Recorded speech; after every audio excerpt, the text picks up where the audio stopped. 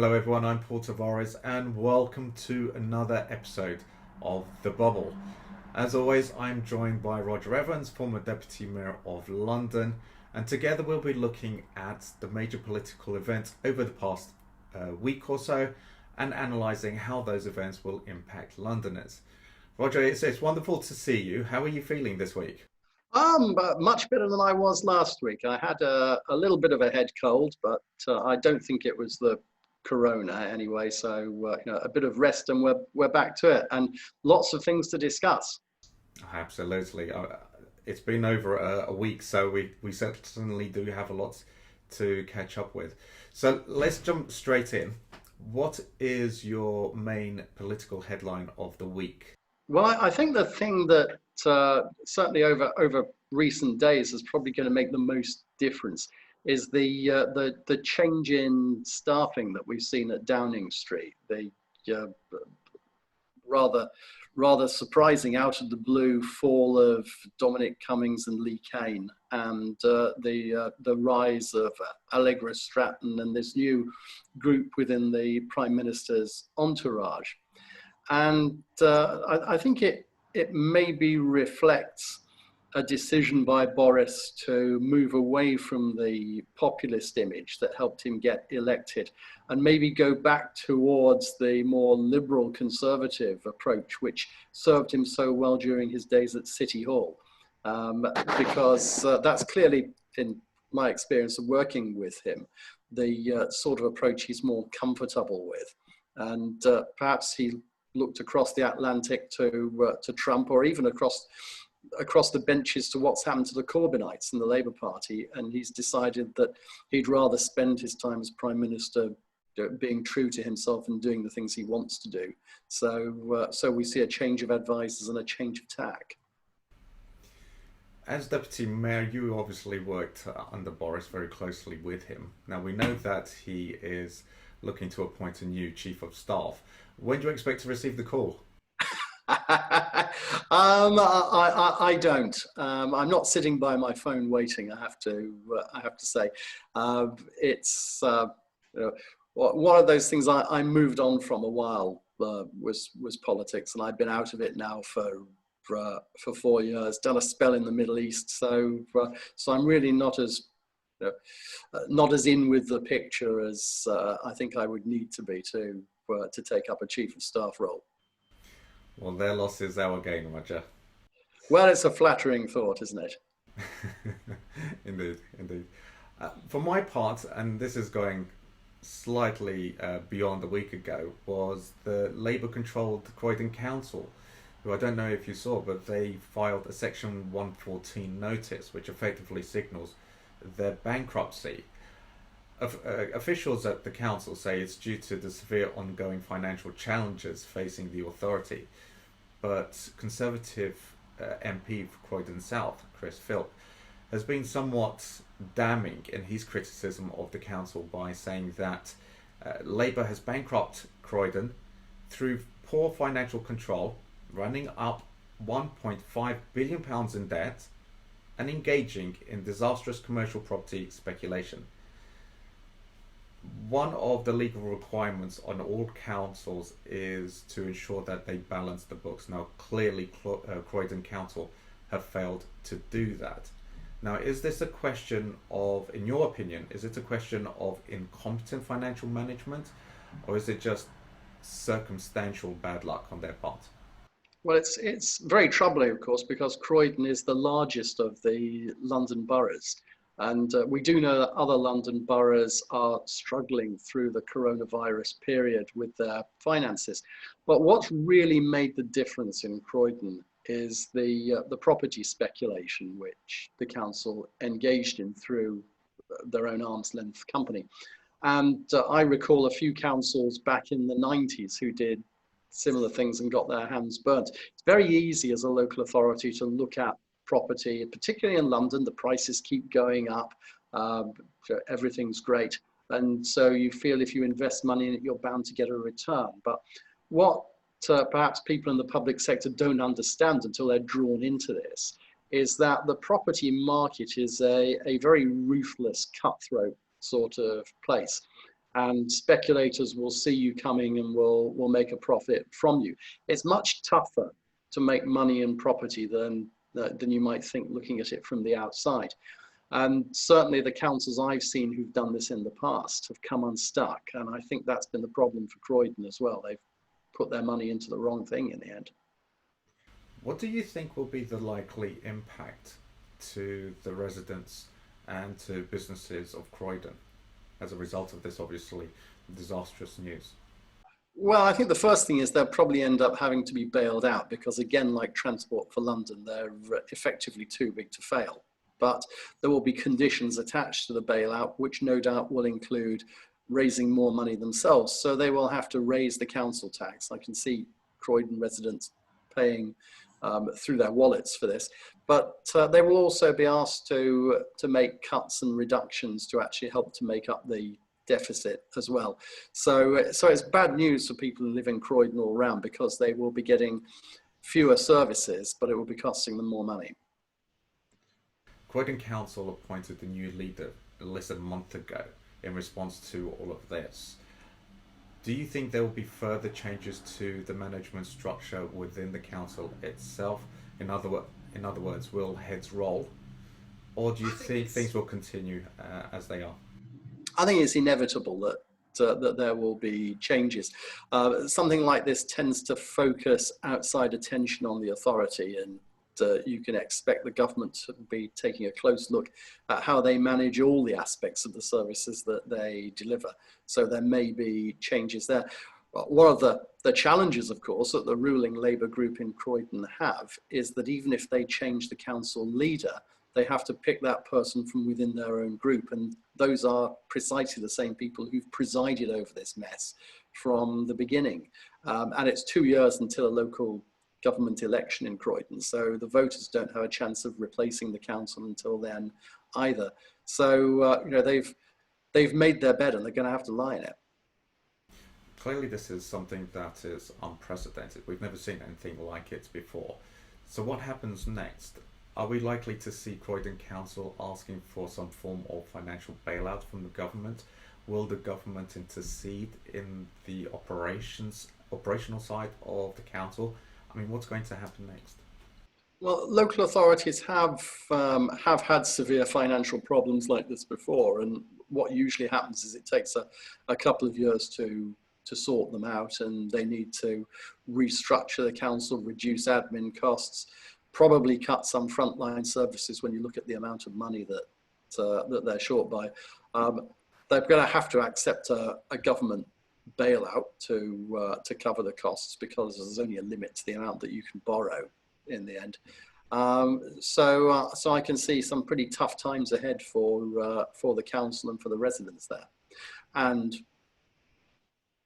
looking at it as a wider issue, perhaps other London councils need to be taking a look at their finances and making sure they don't fall into the same trap. Do you think that there are other councils who are finding themselves in a similar precarious position? Well, COVID has made it tougher for everyone. And one of the problems that we have in London, of course, is that a few years ago, the government decided to withdraw some of the grants and make the councils and the Greater London Authority more reliant on income they got from business rates. And in London, that made a lot of sense, and it was a good deal at the time. Councils were getting more money from business rates than they were getting from the government. But of course, with the lockdowns which we've experienced, that means there's a reduction in profits for business. It means that people are going out of business, so they're no longer paying their rates. So there's going to be a hole in the business rates budget for a lot of authorities in London, and they'll need to work out how they can plug that. Well, it's certainly very difficult times for everyone concerned, and hopefully the people and the businesses of Croydon won't suffer too much. But time will tell. Time will tell. So now we move on to the part of the show we call In the Spotlight, where we cast an analytical spotlight on a political figure relevant to London politics.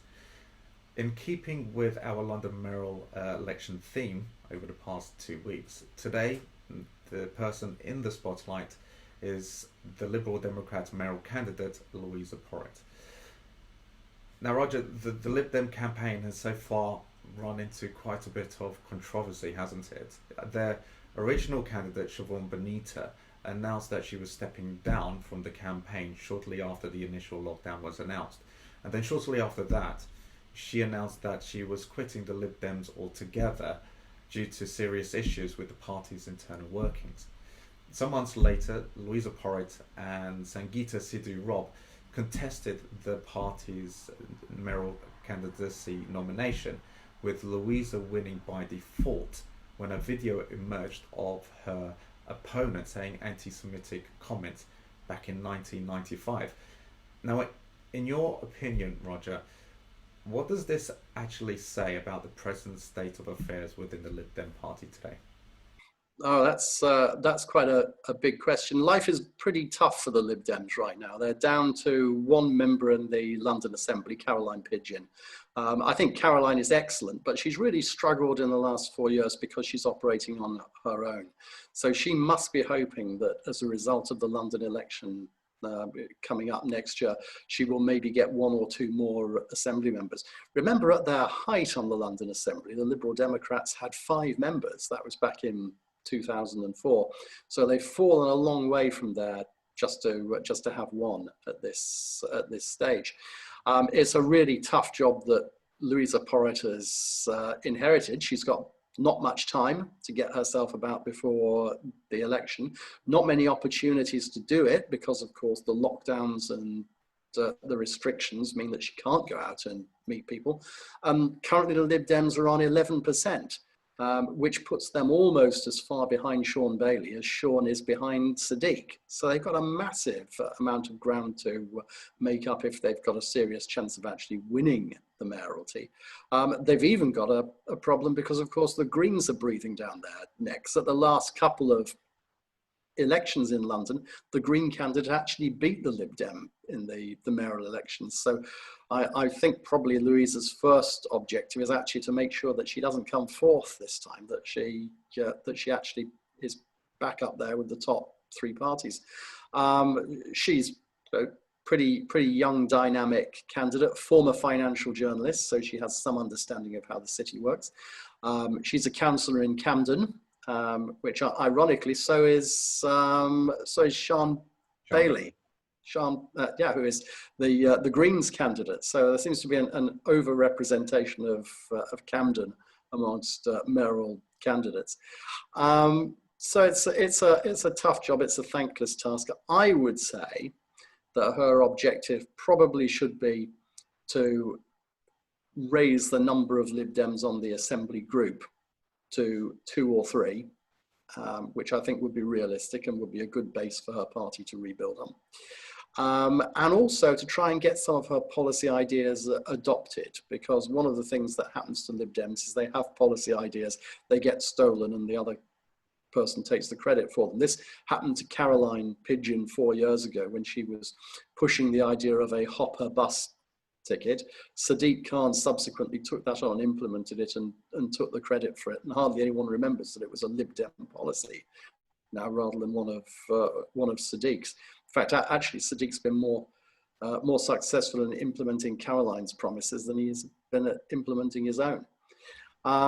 So she's got a big job to do. She's got some interesting stuff. She's stated that she's opposed to the 10 p.m. curfew on pubs and entertainment venues, and I think she's right there. There's no evidence to show that you're more likely to catch coronavirus after 10 p.m.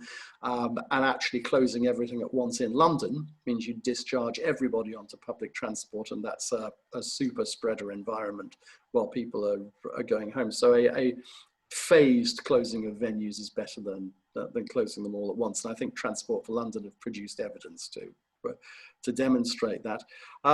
She's also said she wants to move the Lib Dems on from being Remain only, which I think is sensible. You know, the number of people who think we might rejoin the European Union is much lower than the number of people who were enthusiastic for us to stay there. So they need to have a new offer, and she's helping to create that.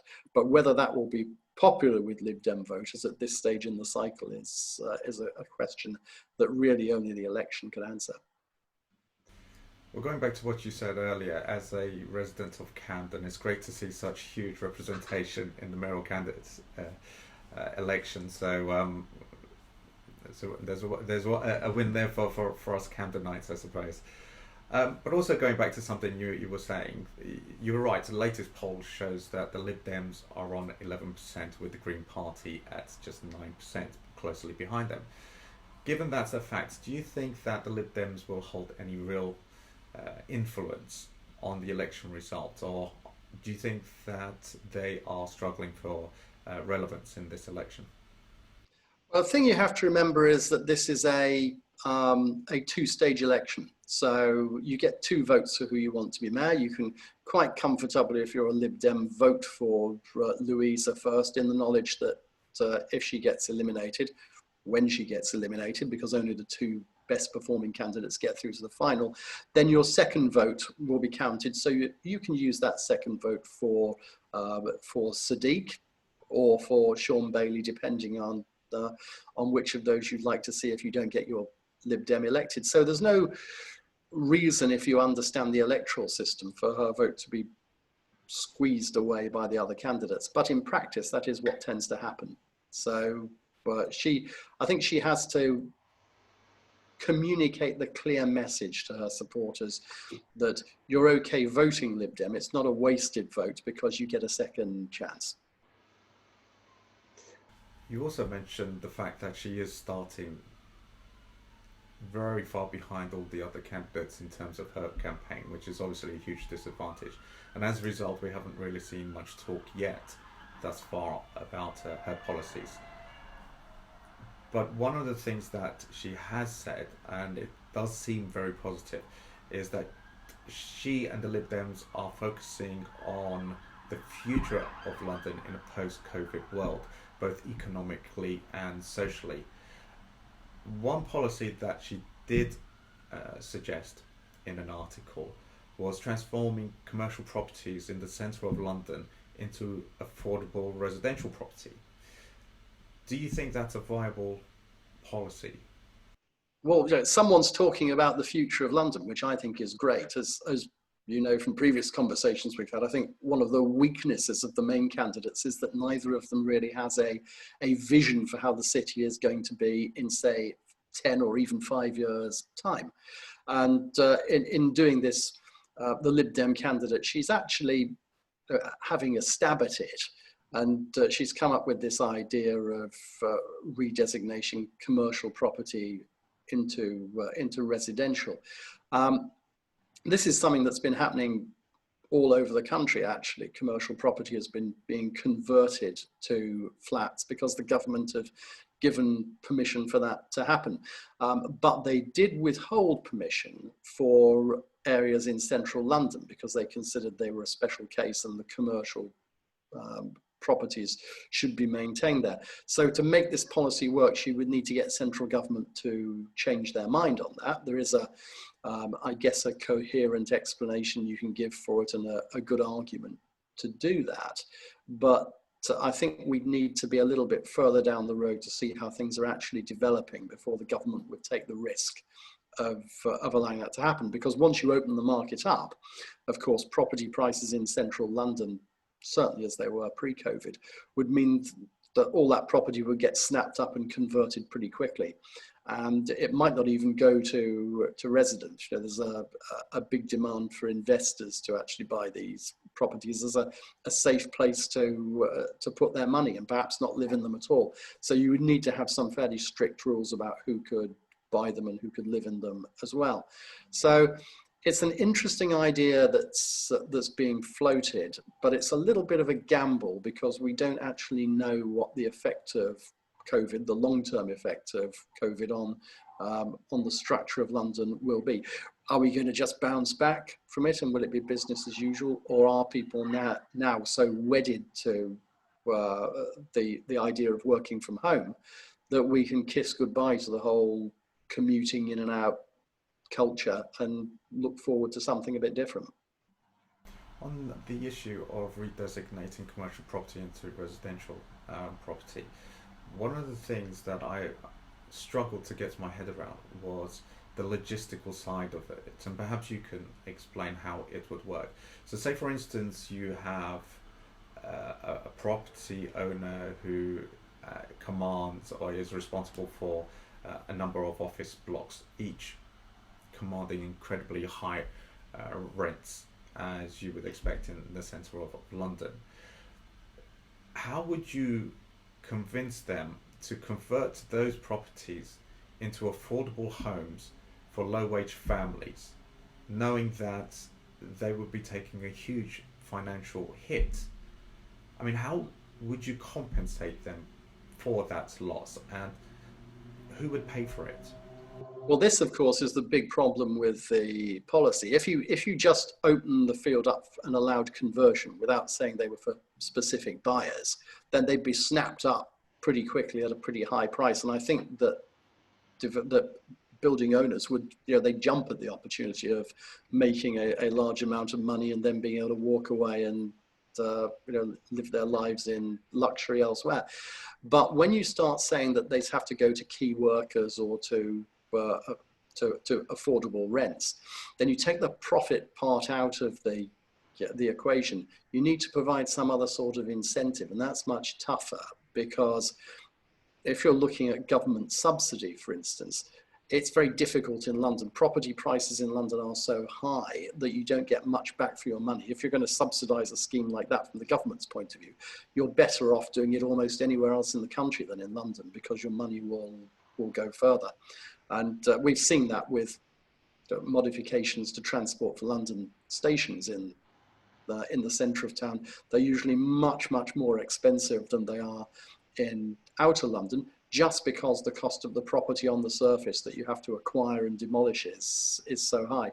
So it's an interesting idea, but I suspect the money is not going to be around to implement it. I suspect that as with so many of these things, there will need to be a change in people's behaviour and the market will follow it. So we'd have to take a look at how London is after COVID.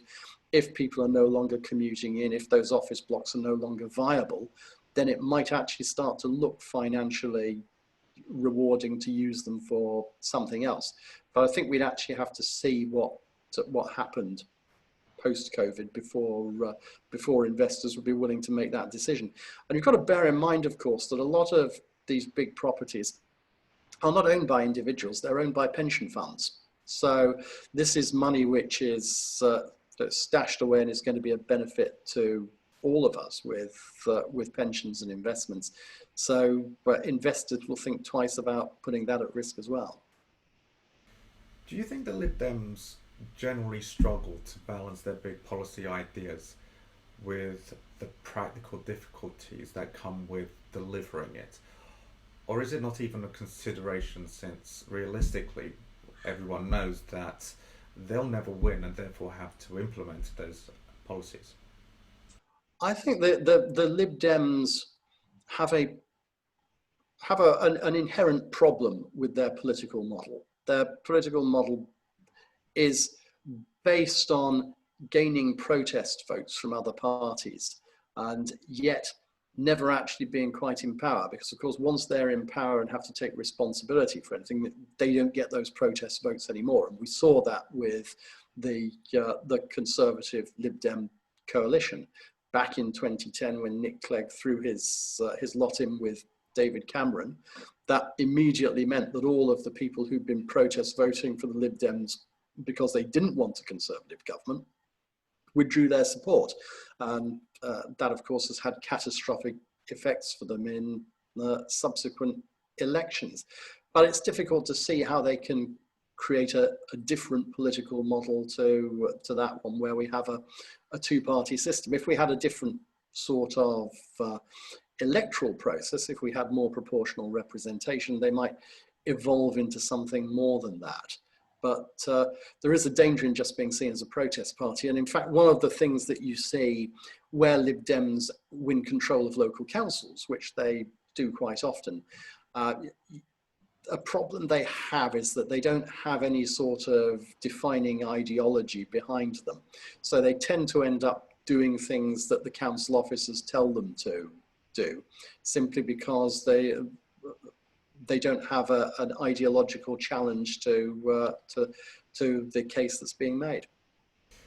Well, I think they are being very courageous in terms of looking at the future. I think that kind of vision is precisely what we Londoners and the capital needs at this moment in time. And so I wish them all the best of luck. Moving on to other news, we had the People's Question Time last week, didn't we? Did you have a chance to catch up, and what were the big highlights of the event from your perspective?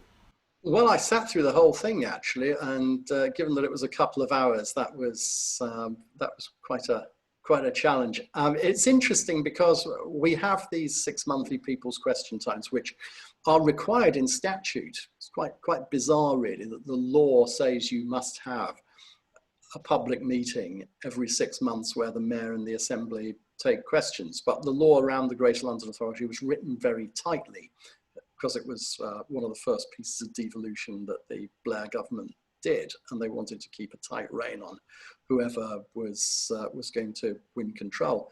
So we've had these meetings in the past, and they've been quite exciting. Some of them have been quite rowdy. We had one at Brixton once where things got thrown at us from the audience, and we had another one in Bromley, where a guy turned up wearing a wetsuit and carrying a guitar and sang a song for Boris Johnson from the stage. So all sorts of odd things happen.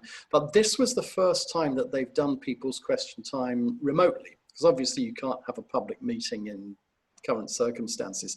So they did it online, and of course it loses a lot of its atmosphere and a lot of the fun around it. And it does mean that you can, while you see the questions asked and you see the answers, you don't get to see the audience reaction to them. So it was interesting to watch, to see how they managed it from that point of view. I don't know what their viewing figures or their participation figures were, but I suspect they will be well down.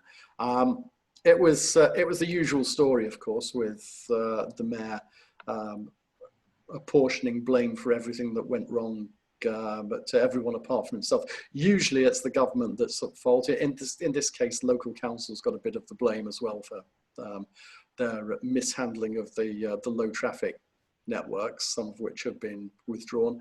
But as usual, none of it's Sadiq's fault, and it's all down to other people. It's the same old story we've been hearing for the last 4 years. Classic deflection. Classic deflection, and there is a problem actually. There are difficulties to taking this approach, because if you have a mayor who is going to only take credit for good things and never accept responsibility for the things that go wrong, it builds a mistrust between the mayor and the government, who he needs to be able to work with to get money out of them. When I was at City Hall, we used to have to quite often go up to government and ask them for money, and we had to make a case, and there had to be a degree of trust there. And I've got a feeling that degree of trust is largely gone, which is harmful in this administration, but potentially for future administrations. And the longer term consequences of approaching your political role like this are that you build a culture of failure within the organization. Remember, if whenever anything goes wrong, you can just excuse it by saying we didn't have enough money because the evil government wouldn't give it to us, then you don't learn anything from what's happened. And eventually, as we saw towards the end of the 90s with some Labour councils, when your side get back into power and they give you the money, you find you can't actually deliver the services anyway, because you've no one in your organization who's got a capability to do it. What you've got is people who've got experience of making excuses, not people who've got experience of actually providing the results. And whilst they're not in that situation yet at City Hall, it is the inevitable long-term consequence of taking the approach they do.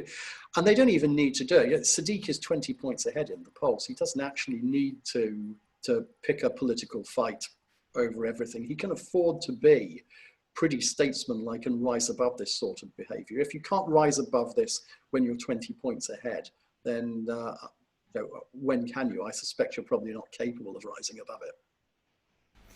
I suspect there may be some element of truth in what you just said about his personality on that particular issue. But moving on, TfL have been in the news again last week, and now they're asking for an additional £2.9 million bailout from the government after having just received one not too long ago in the sum of £1.5 billion. They say that £2.9 billion is needed in order to ensure that the tube network is running next year in 2021. Do you think it's a little too early to already be asking for more money, or is now the perfect time as they start planning for the year ahead? No, I think they're being prudent in making this request, and in fact they were making the request a while ago, but the government have given them the money for the short term, but they have parked the decisions to be made on longer term. Of course, Transport for London is another of these organisations, even more so than Croydon Council, that is too big to fail. You actually can't allow it to fall over and not run public transport services in London. That's not an option. So in the end, the government is going to have to come up with the money. But I think the government needs to be asking Transport for London some serious questions about this. And they're not the questions that have been asked so far, I think, about extending congestion charge or manipulating prices or ending free travel or anything like that. I think the big question the government needs to ask Transport for London is, what's your model going to be moving forward? Because we know that Transport for London have done some modelling based on various outcomes post-COVID, and the Department for Transport should be saying to them, what do these models look like? How does it work if it just bounces back and it's business as usual? But more importantly, what do you do if we never return to the same model of travel and transport that we had before the pandemic? What happens if far more people are working from home? What happens if people decide not to live in cities and there's a move away from London? We've actually had that before, of course. Between the Second World War and the mid-80s, the population of London was declining. So they have some serious questions to ask about their long-term plans. Is it viable to actually plan to build Crossrail 2 anymore? Is it viable to have the enlargements and the growth in the capacity of the transport system if it's not going to be used in the way that it has been in the past? So I think there are some big questions that Transport for London need to be thinking about here. Do you think it's been a failure on the part of both the government and the Mayor of London, in so much as in all the discussions that they've had in regards to the bailouts, they've only ever spoken about how they're going to cut costs and how they're going to increase the generation of income streams from taxpayers further in one capacity or another? There seems to be very little discussion as far as that which has been put out into the media about the actual funding model itself and the need to change it at the moment, because as you've said in the past, TfL's budget is highly dependent on fares revenue, but with the world, or with the capital going through a post-COVID transformation, that doesn't seem like a hugely viable or pragmatic approach going forward, does it? Well, certainly if the use patterns for public transport change, it's not going to be a viable approach in future. If we don't see passenger numbers increasing every year, which we've seen for quite a long time up till the pandemic, then it's not going to be a viable approach. They'll need to think of something else. But alongside that, they won't necessarily need to provide the services that they're providing now either. It's been the whole transport story in London in recent years has been very predict and provide. The more people who've used the service, the bigger we've made it. We've created new tube lines, we've lengthened trains, we've put more buses on. And all of those things will have to be looked at again to see if they're actually suited to dealing with the new demand and the new transport use patterns that will emerge.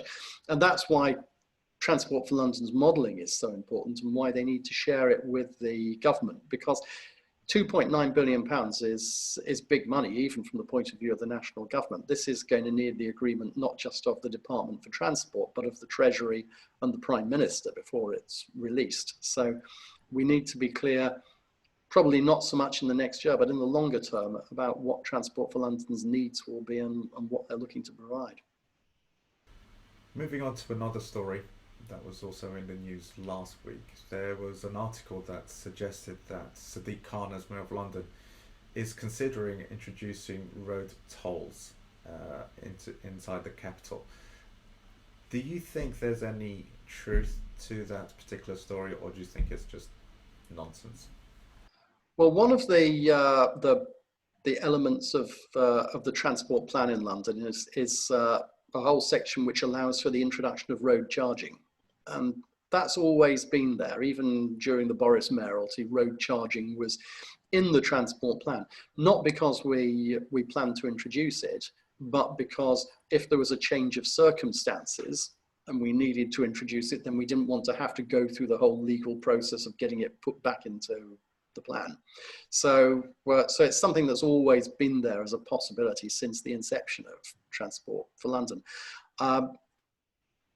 The problem, of course, with it is there is a contradiction in terms. It's a bit like the congestion charge. If you introduce a charge with the aim of reducing the number of people driving into London, then if it's successful, by the very nature of that proposition, it won't be raising much money. It will only be raising a lot of money if it fails to deter people from driving in, and you still get the same patterns of driving and people paying it. So it's difficult on that basis to project exactly what you will make from it. Certainly, when congestion charge was brought in, they found they weren't making as much money from it as they'd expected to, because it had actually been far more successful in deterring people from driving in than they'd expected. And you could see the same pattern with road pricing. When it comes to road tolling, which I think is more specific, it's about charging people to use particular stretches of road or particular facilities. And in this case, Heidi Alexander was talking about road tolling for Hammersmith Bridge to cover the costs of reinstating the bridge. That's something which we've had experience of now for quite a long time down in East London. There's been a toll on the Dartford Tunnel, which we were told was only going to be there to pay until the tunnel and the bridge were paid for. Well, that debt was paid off, but the toll is still there and still raising money. And one of the concerns that they've had around the Silvertown Tunnel and toll proposals in East London is that if you just toll the new tunnel, but you don't toll the Blackwall Tunnel, of course, all the traffic will go down the free one round rather than the one you charge for. It's human nature. And that's even more the case in West London, where there are lots of bridges across the river, of course. So if you're going to charge people to drive across Hammersmith Bridge, it follows that you're going to have to charge them to drive across the bridges nearby as well. Otherwise, all you're going to do is drive that traffic elsewhere. So you'd be looking at quite a big tolling project for bridges in West London. And I suspect that would meet with some unpopularity from local residents.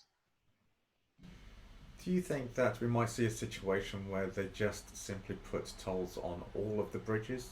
In which case, what would be the impact, economically speaking, to property owners, to residents south of the river? I mean, presumably you'd have to have tolls to the north and to the east and the west as well to balance things up. Well, I guess you'd probably only run them up to the Greater London Authority boundary, because beyond that the GLA wouldn't have any sway, and you'd have to start asking counties. Downriver, of course, that's not a problem, but upriver, you'd be getting smaller and smaller bridges. It becomes ridiculous to charge people to cross after a while. Will there be an effect on the north-south divide? Well, possibly. It's apocryphal that cab drivers tell you they won't go south of the river. That certainly used to be the case, although I think it's less the case now. And we've seen a lot of regeneration south of the river. I guess it depends on how big the toll is. That's always the answer in these questions. How much do you have to pay? If you're only paying a relatively small amount of money, it's not going to make a lot of difference. If you've got to pay a great deal, then it will stop people traveling.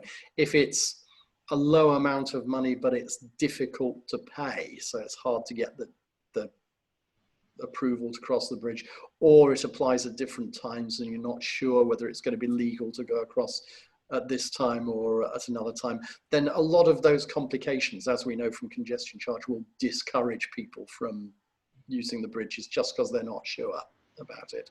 So there are a whole bunch of factors that need to be considered, but certainly for a small toll of a couple of quid, I don't see it making a lot of difference. Of course, very small tolls are not worth doing because they cost more to collect than you make from them. You're right. The toll fees will probably be relatively low in the greater scheme of things, but we already have the congestion charge. We have the ULEZ charge that's now been introduced. We're talking about expanding all of that to the north and south circular roads, if not beyond. It just seems to be one attack on drivers after another. If this is introduced, what do you think will be the impact on small businesses, on service providers, and to Londoners on fairly modest incomes who have to drive into the capital or through the centre of London? Well, this, of course, is the problem, that the discussion about congestion charge or road pricing is always around your unnecessary use of vehicles by middle-class drivers. And yet we know that there are a lot of people driving around London who need to, possibly they're key workers who can't get to their job at the time of night they're traveling because public transport isn't working. Possibly they're disabled people who need their car to travel, and they seem to have been largely ignored in the recent low traffic network rush to close roads. Possibly they're small business people, builders, plumbers, electricians who need a van to drive around with. That becomes an extra cost to them as well. So there are, and of course there are the emergency services too. We had the slightly odd spectacle during congestion charge of one part of the Greater London Authority effectively paying a tax to another part rather than being exempted as perhaps they should have been. So there are other factors to consider when you start closing off the road networks, and I'm not sure they're always thought about by policymakers. Well, we'll see if they're introduced or not. It'll be interesting, no doubt, and I'm sure there will be lots of vociferous voices airing their views and opinions on this. Yes, as always. Yeah. As always. Sadly, we've come to the end of yet another show, Roger. As always, thank you so much for your invaluable contribution, and to all of you at home for watching. If you liked the video, please be sure to click on the like button down below, and click on the subscribe button if you'd like to receive alerts every time we upload a new video to the channel. So once again, thanks very much for watching, and we will see you same time next week. Take care.